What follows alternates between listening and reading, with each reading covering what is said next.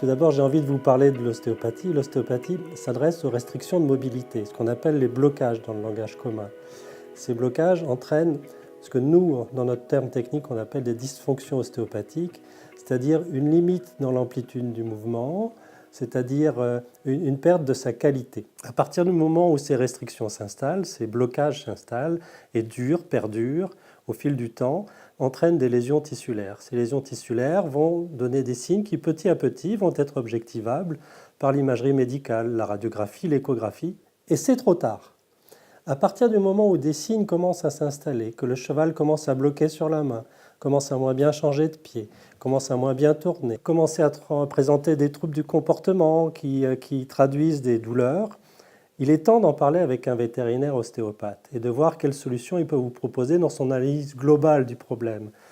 Et en même temps, le fait d'être acupuncteur permet aussi de remonter un peu plus en amont et de répondre à la question « mais pourquoi ces signes s'installent de façon répétée? Pourquoi ces problèmes reviennent de façon récurrente sur mon cheval ?»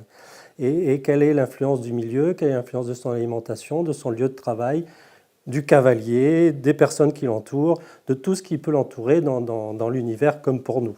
Et puis j'ai en même temps envie de vous donner un petit conseil pour commencer notre relation. Si un cheval n'a pas envie de tourner à droite, eh bien amplifier son mouvement vers la gauche. Ça c'est un peu une image qu'utilisait Dominique Gignot et je le remercie ici.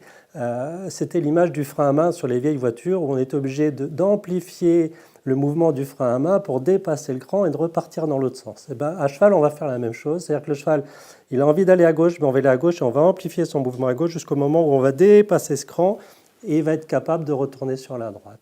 Voilà, c'est ce que Maître Oliveira, le grand cavalier portugais, faisait, ce que décrivaient les cavaliers portugais que j'ai rencontrés. Et il faisait très bien ça à cheval, il était capable de débloquer ces situations par l'équitation.